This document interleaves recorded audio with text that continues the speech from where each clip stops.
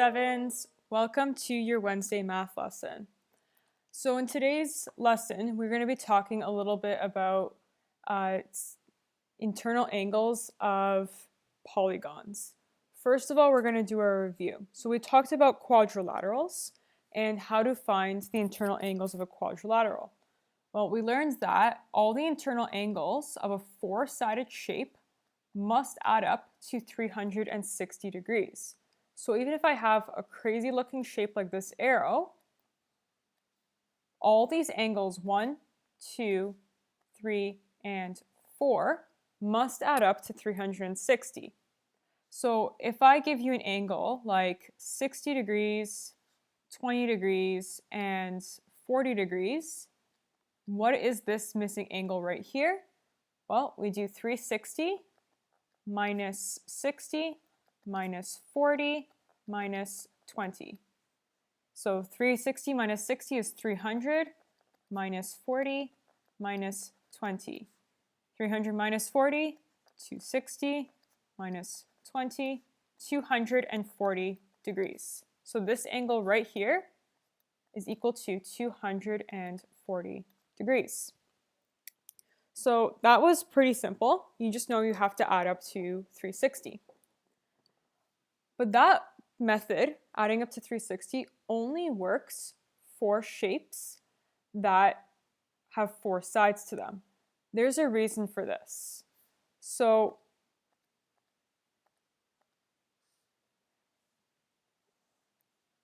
our triangles add up to 180. We already know this. So this is all internal angles add up to 180 degrees. Why is it that a four-sided shape adds up to 360? Well, let's say I use my arrow that I used in our review. I can split this shape up into two triangles. I have a triangle here and a triangle here. Two triangles, so I have 180 degrees per triangle, and I have two triangles. So 180 degrees plus 180 degrees from each triangle, so one triangle is 180 plus another triangle is 180 equals 360. This type of method of splitting up shapes into triangles works for many different shapes. So I'm going to show you an example, and I apologize for my drawing ahead of time. So I have this is terrible. I have a pentagon, so it has 5 sides. How can I split this shape up to figure out what the internal angles are? Well, if I really wanted to, I could use a protractor and measure. However, if we have a drawing like this, it'd be very tough to measure because the lines are terrible. But the easiest way to do it is I take a corner of this pentagon, any corner will work, it doesn't matter, and I split it up into triangles. So I do one triangle here, one triangle here, and one triangle here. So I was able to split this up into 3 triangles. I have to split up into the fewest number of triangles possible. So I'm not going to go crazy and making more triangles like this because it's not going to end up with the right result. The easiest way is to start at one corner and go to the next corner that would form one triangle, then go to the next corner that would form another triangle, and do that all the way around depending on what kind of shape you're working with until you can come up with the fewest number of triangles possible. So I have 3 triangles. Each triangle has an internal angle, has all these 3 angles, 1, 2, 3, are going to be 180. So I have 1, 2, 3 triangles that add up to 180. So if I do 180 times 3, or 180 plus 180 plus 180, that will give me the internal sum of all the angles of this shape. So 180 times 3, that gives me 360, plus 180 equals 500, and I can't do math, 520 degrees. Sorry, I can do math, I just can't add. All right, so my internal angles of this entire shape is 520 degrees.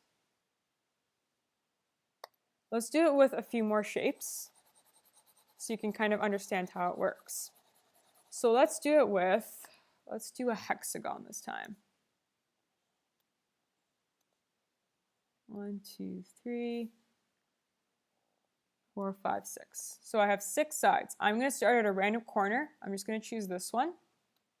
And I have to split up into the fewest number of triangles possible. So I have, I'll even put it in a different color so you can see a bit better. I have one triangle right here, another triangle right here, and 2 more triangles there. So 1, 2, 3, 4. You'll see the reason why I started a corner and just spread them out like rays of sunshine, kind of, how they split out from a certain point. The reason I do this is because it's a little bit easier to divide up the triangles. Because if I just gave you a random hexagon like this and told you to make triangles out of it, I could end up with one like this, one like this, one like that, one like that, one like that, and all of a sudden, I have way more triangles than I need, and it won't give me the most accurate result. Because obviously, if I do 180 for all 6 triangles, I'm going to end up with a much higher number than it would for just these 4. So that's why it's easier to just start at a corner and spread the lines out like rays of sunshine. So now I have 1, 2, 3, 4 triangles. Each triangle adds up to 180. So 180, 180, 180, and 180, and 180. So all I have to do to find out the internal angles of a hexagon is 180 times 4, because there's 4 triangles. What is 180 times 4?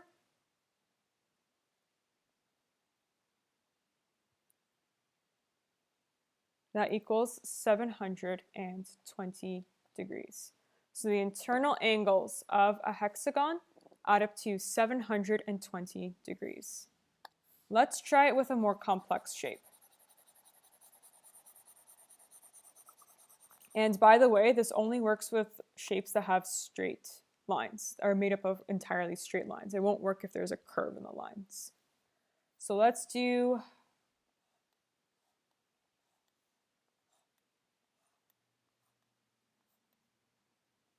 one, 2, 3, 4, 5, 6, 7. Okay, let's neaten that up a bit.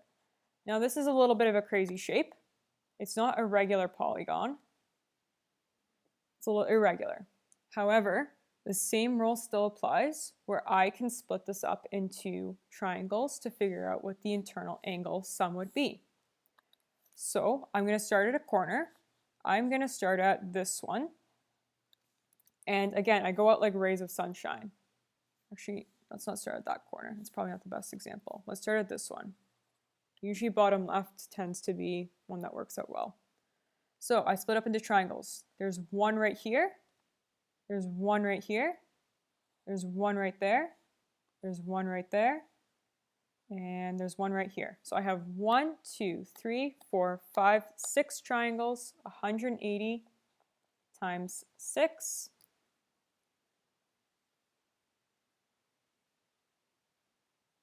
Gives me 1080 degrees.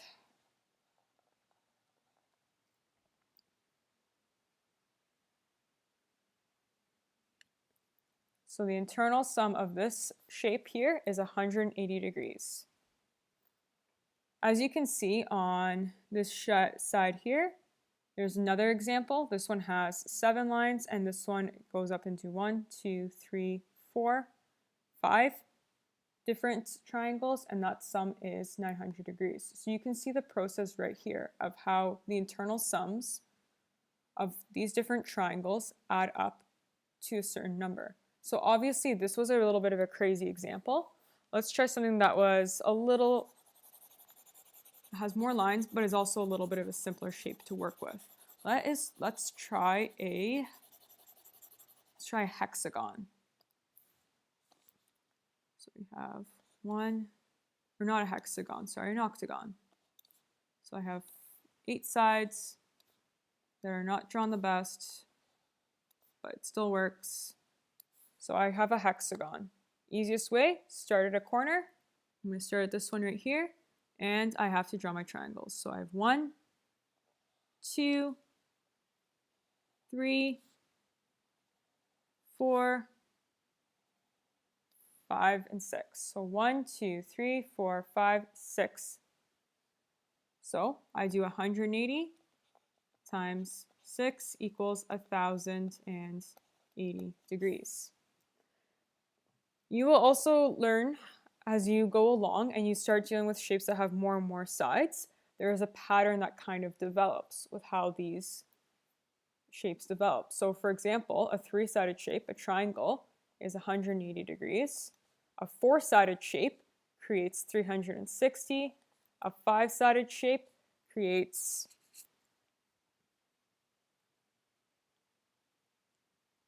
360 equals 540.